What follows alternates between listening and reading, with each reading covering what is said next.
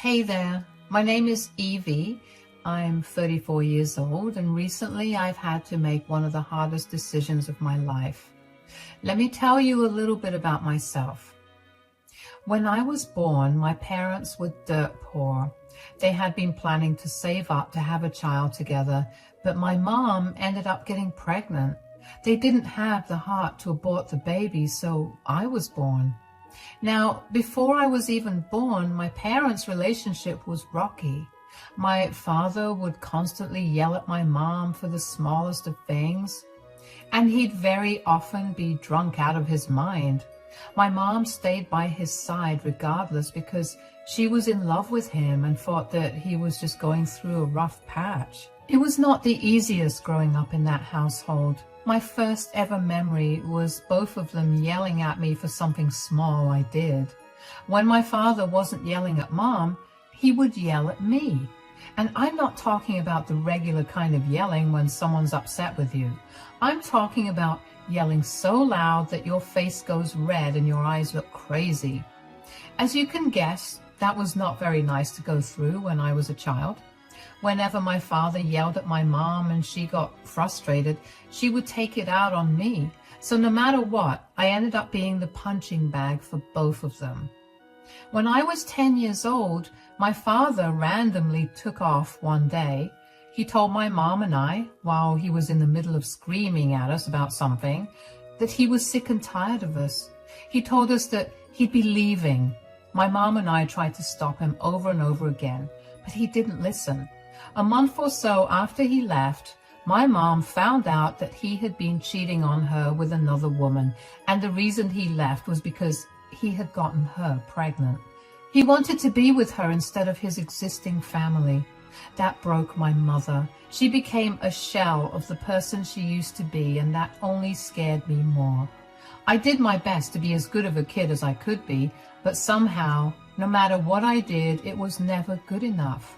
I still did my absolute best to make my mom happy. When I turned 16, I started working to help my mom cover the bills. She made it clear to me the day I turned 16 that she would kick me out as soon as I turned 18. She apparently didn't want me to mooch off of her. It broke my heart, but I figured she was probably not being too serious. My mom had a tendency to say a lot of mean things when she was angry, so I assumed it was one of those things. I still saved up money just in case. I figured if she wasn't being serious, I could use that money to help get me through college. Anyway, about a month before my birthday, I was sitting in the living room watching TV. My mom walked in and sat next to me, and after a few minutes of silence, my mom turned to talk to me. "You're turning 18 next month. I hope you have everything in order." "What are you talking about?" "I told you that you wouldn't be able to live here with me after you turned 18. "Are you seriously kicking me out?" "I'm not kicking you out. I'm preparing you for the big world. I can't keep taking care of you even when you're an adult." "You're supposed to take care of me. That's literally what it means to be a parent. Being a parent means taking care of children, not grown adults.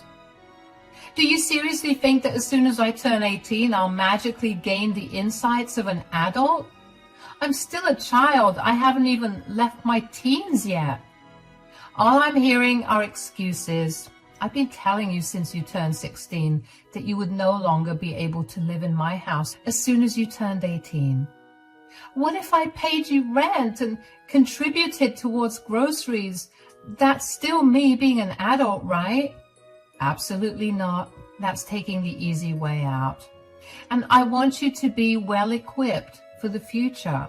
How is making sure I have a roof over my head an easy way out? Do you even know how much I had to struggle when I was your age?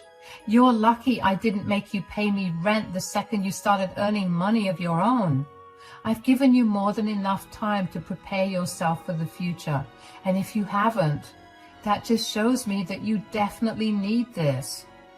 "Mom, please, I don't want to spend all my money on rent when I will also have student loans to pay off.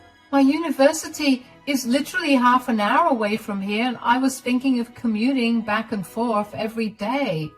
You can't seriously want me to be this financially unstable. Being financially unstable is how you learn to take proper care of your finances.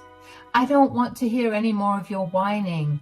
You still have a month to sort yourself out. Don't waste your time. I couldn't believe that she was actually throwing me out. I felt so mad at that point that I decided to move out immediately. I saw no reason for me to live with her anymore when she clearly did not want me there. I still didn't have enough money to move out, but I asked a few friends if they could put me up for a few weeks, and a lot of them told me they could. So the next night, I packed all my things up, and while my mom was asleep, I moved out. My mom called me the next day to ask me where I was, and when I told her that I'd moved out, she said, and I quote, "Good riddance." Yeah, needless to say, I did not have the best relationship with her after that. I struggled for a long while after that. I had to find a way to increase my hours at work along with keeping up with my studies. Thankfully, I had some great friends who supported me throughout the whole thing. They made sure I was fed and had a roof over my head, and honestly, those were things that my mother could barely do without complaining. So to see them do that for me out of genuine kindness made me feel so many different kinds of emotions.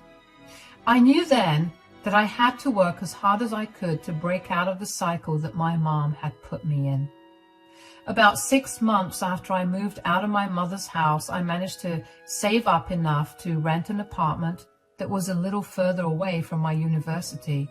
But I didn't mind. I worked as hard as I could, and after I graduated college, I managed to land a great job. Since I was still a fresher and didn't have much experience, I wasn't paid as much as I liked, but my supervisor kept an eye on me. She always told me that I had great potential, and she'd beg me to stay with the company. Since she believed in me, I decided to continue working there, and within a year, I'd gotten a huge promotion that came with a huge increase in my pay. I could then finally rent a better apartment, and I could live more comfortably in general. During all this time, I barely spoke to my mother. The most I spoke to her was for a minute, and only to wish her on her birthday and around the holidays. She never bothered to ask me about how I was doing, and while it hurt initially, I eventually got over it. But one day I got a call from the hospital because my mother had had a bad fall and had a hairline fracture on her hip as a result. I rushed over to be by her side during the whole thing, and that kind of rekindled our relationship. We never explicitly apologized, but we knew that we wanted to be back in each other's lives. Of course, it didn't mean that I'd forgotten about what she'd done to me, but she was my mother at the end of the day, and I was the only family she had left. We still didn't speak to each other very often, but we spoke to each other a lot more than we used to. One day, my mom called me out of the blue while I was still at work. I was worried that something must have happened, so I immediately picked up the call. "Hi, sweetie." "Hi, Mom. Is everything all right?" "Not really." "Oh, why? Is it your health?" No, nothing like that. I'm just struggling a little financially." "Oh, no. How come?" "Well, you know, my health hasn't been the best recently, and all those trips to the hospital emptied out my bank. I can't keep paying the mortgage for the house anymore." "Okay, I'll send you the money every month. How much will you need?" "No, don't do that." "Why? You need money, right? I can help you, so please let me know." "It's beyond embarrassing for me to take money from my own daughter. I was the one who forced you out of the house when you were 18 because I thought that you needed to learn how to be financially independent. I can't be hypocritical like that. Who cares about that now? Yeah, I didn't like it back then, but I did become independent, and now that I'm in a better place financially, I want to help you out. You're my mother and you're struggling, so of course I'll help you." "I really love that you want to help me out, but still, I don't want you to send me money." "Okay, then what do you propose to do about this situation?" "I love you, but I can't put you up in my home. You and I know that if I let you stay with me, we'll be miserable because we both have different ways of doing things and we'll keep arguing with each other. Renting another place will be far too expensive for me right now because I also just moved into my apartment. I know, but I thought about it and realized something. I was planning on leaving this house to you after I died anyway, so why don't I transfer the ownership to you now? In exchange, you'll have to pay the taxes and utility bills. I have enough money to buy groceries and other things that I might need. That would still be a little expensive for me. I know, but I'm sure if you budget a little bit harder, you'll be able to afford it. Plus, in the long run, you'd be a homeowner. It's a win-win overall. It'll just be a struggle initially, but I'm sure that you'll be able to overcome that. Okay, why don't you give me 2 days to think it over and I'll get back to you about it. All right, please think about it properly. If you say you can't, I'm going to have to figure out where I'm going to go. Don't worry, we'll work something out. Take care of yourself and let me know if you need anything else. I'm not going to lie, but I really did not want to take on that burden. I had only just managed to pay off my student loans, and I did not want to deal with yet another loan. I tried my best to figure out where my mother could go if I said no, and there was literally no way for me to do anything. Helping my mom rent out a flat for years, only to get nothing in return, would be a horrible decision for me. If my mom transferred the house to me, I'd have to deal with an even bigger tax bill than she was footing because the value of the house must have gone up since she and my father bought it. Since I couldn't figure out what to do by myself, I took up the situation with my accountant, and after running a few calculations and considering all the pros and cons, we decided it would be best for me to take possession of my mother's house now. When she leaves, I can easily move in, or I could sell the house for a greater price and I'll still end up making a profit. When I told my mom the news, she was ecstatic. She thanked me over and over again, and a part of me was glad that I could help her out. Once the paperwork was completed, my mom stayed as a tenant in the house, except she was living for free while I took care of all the maintenance. Initially, my mom was careful about asking me for things regarding the house, but over time, she became demanding, like she'd one day wake up and feel like the house needed a paint job. And if I said no, she'd pester me for weeks until I eventually blocked her, threatened to evict her, or gave in. Anyway, that's what it was like for 2 entire years.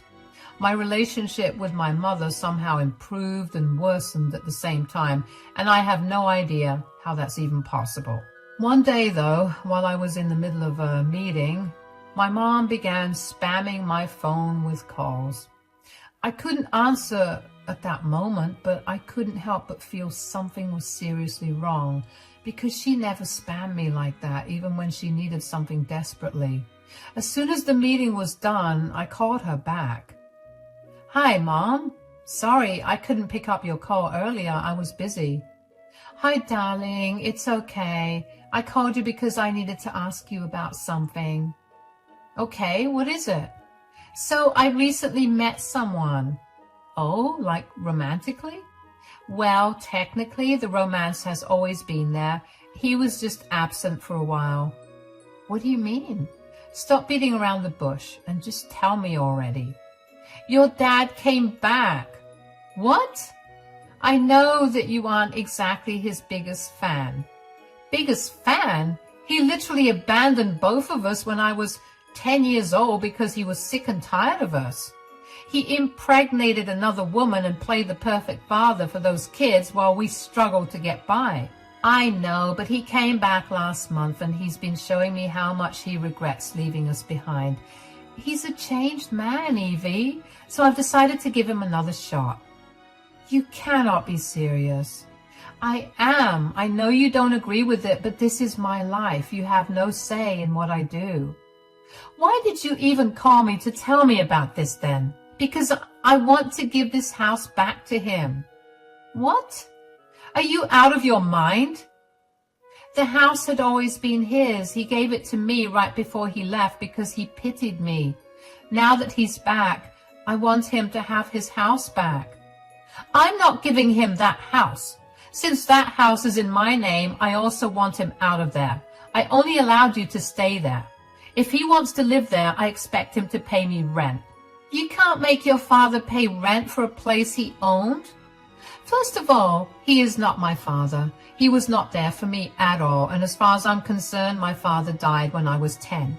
Secondly, he used to own the house, and now I do.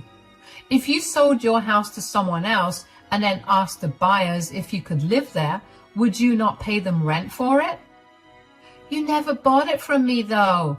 I want you to transfer the house over to him. It was under my name, and I can easily make it look like you forced me to give you the house. Why are you choosing the man who left you to suffer over your daughter who's done everything in her power to help you? Stop being so dramatic. I don't care what you do. I'm not giving you the house. Take some time to think about what you're really doing. As soon as that man gets the house, he's going to abandon you again. You're making a bad decision. I'm telling you for the last time that I want the house in his name again. And I'm telling you for the last time that I'm not doing it. Goodbye. I can't even describe the emotions I felt during that call. All I knew was that I felt rage coursing through me. I had no idea how my mom could have let my deadbeat father back into her life just like that, when he'd done nothing but torture her for years before finally leaving her to take care of me all by myself. More than that, I couldn't believe that she wanted to give the house back to him. He left that house behind to my mother when he left her because that was his pathetic apology for abandoning us. To give it back to him while I was sure he was not earning anything was the stupidest thing I'd ever heard of. Over the next week, Mom kept trying to get me to transfer the home to my father, but I kept refusing. I would not give in to that whim of hers. And then one day I got visited by Adult Protective Services, which is essentially a protective service for the elderly. Apparently my mom had phoned in and told them that I had coerced her into giving up her house, and I was now financially abusing her. Of course, they took that case very seriously. I had to do a lot of talking and showing proof to convince them that that wasn't the case. More than anything, I couldn't have a criminal record on my name because my company would fire me immediately, and I would have a hard time finding another job. As soon as the APS agents were gone, I called my mother. You called Adult Protective Services on me? I told you to do what I said. I can't believe you really jeopardized my life over this. Do you know the kind of trouble I would have been in if they actually believed that I had coerced you into signing the house over to me and had been financially abusing you? I don't care about any of that. I told you in our last conversation that you would be in a lot of trouble if you didn't sign the house off to your father. I told you that I didn't want to do that. He's going to abandon you, and the last thing I want is for you to be stranded when you have no money for yourself. Why do you always assume the worst out of everything? I'm not assuming the worst out of the man. I know firsthand what he's like, something you should know even better. Why is he back in your life right now? Because he wants to atone for what he did before. Bull. What is the real reason, Mom?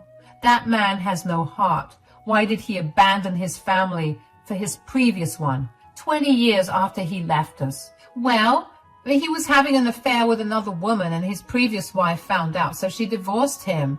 He has nothing to his name because she took everything from him. So he came crawling back to you, and you're okay with that? I've known your father since we were kids. I know that he's a good man deep down.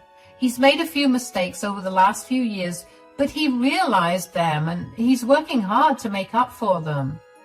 Spilling milk is a mistake, not abandoning your wife and child.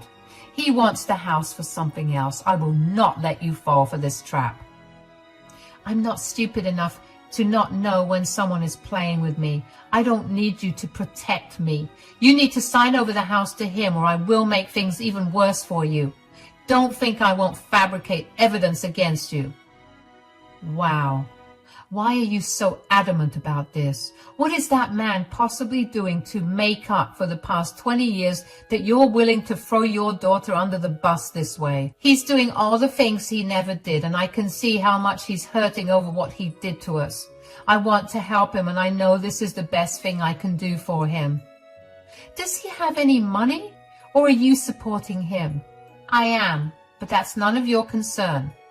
You couldn't afford the mortgage before. What makes you think you can do it now? That is not a concern for you. Just transfer the house to him before I call the APS again. Fine, I will transfer the house to his name, but if he plays any games with you and ends up leaving you, I'm not going to help you out. I will not care what condition you're in, but remember that I'm the only family you have around here. Nothing like that will happen. I won't come to you for help. I mean, you've made my life nightmarish anyway ever since I gave you the house. Wow. Okay, whatever. I'll get the paperwork started tomorrow. Bye. I had had enough of her. I tried my best to reason with her, but since she wanted to do what she wanted to do, I saw no reason to stop her. I transferred the house to my father's name and pretty much went no contact with my mother. I didn't block her number or anything, but I made sure to avoid all calls and texts from her. More than anything, I was mad that I'd invested so much in that house, only for it to go back to the deadbeat. I couldn't bring myself to even forgive my mother at that point. Over the next year, I focused on my work and decided to try to climb higher on the corporate ladder. I was doing a great job and even managed to get another promotion. Just as I was beginning to forget about the pain of my own mother betraying me, I got a call from her. It had been a long while since she called me, but I still ignored it. I knew that I wanted nothing to do with her. The issue was that she would not stop calling me, so I eventually picked it up. Evie, you finally picked up my call. What is it? I have no time for this. I'm sorry. I'm so sorry for the way I treated you before. Why are you apologizing to me right now? Did something happen to you? I'm homeless. Please help me. Oh, wow. What a shocker. How did this happen when I specifically told you that this would happen anyway? Please don't be mean right now. I know you were absolutely right, but you have to help me out right now. I have to? I don't think I have to do anything to help you out. I know more than anyone else how much you love to hold grudges against people who've wronged you, but I'm your mother. Please just show me some compassion and help me out. Mom, I would love to help you out, but I can't. I told you over and over again not to give your house to that man. I barely knew him as a person, but I knew enough to warn you. Instead of listening to me, you tried to destroy my life. I messed up. Big time, I know, but you have no idea how hard Graham had been trying to get me to forgive him. I saw how much work he put into making up for what he did to us, and I couldn't just not help him out. If he really wanted to make up for his past actions, shouldn't he have contacted me too? If he was truly that sorry, then he should have tried to apologize to his daughter, who he left behind even when she cried uncontrollably for him to stay. Did he even ask you about me as a person, or did he only see me as the owner of the house? He did not. But what's done is done now. The house belongs to him and his family now. I want to stay with you until we find another place for me. I told you, I'm not helping you out. But what do you mean by the house belongs to his family? Well, it turns out that he hadn't actually divorced his wife, but they'd fallen on hard times, so he came to get his house back because they had no other place to stay. They kicked me out, and now I'm living out of my car. Wow, what a scumbag. I completely agree with you. So will you help your poor mother out? Absolutely not. And just in case you try to get the law involved again, I made you sign a contract saying that if you asked me for help, I would not be obliged to help you. You ruined your only relationship with family for a man who abandoned you. I hope you're happy about that. Good luck figuring things out. I know I sound heartless, but I had gotten tired of my mom's shenanigans. I had warned her several times not to make that decision, but she chose to go behind my back and try to get me in hot water. I could have lost my job if that did turn into a criminal charge, and then I'd be struggling just like her. I worked hard to get myself out of poverty, and I would not let her put me back there again. She had made her bed, and it was time for her to lie in it. Of course, I felt horrible about what I was doing to my mother, but I also knew that this was what she did to me when I was barely an adult. I didn't want to be just like her. So as a financial act of kindness, I sent her a good amount of money and told her that I was not going to help her out again.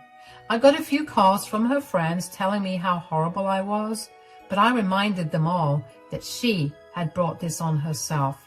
I had done everything I could for her, and if she still chose to go against me, there was nothing more I could do.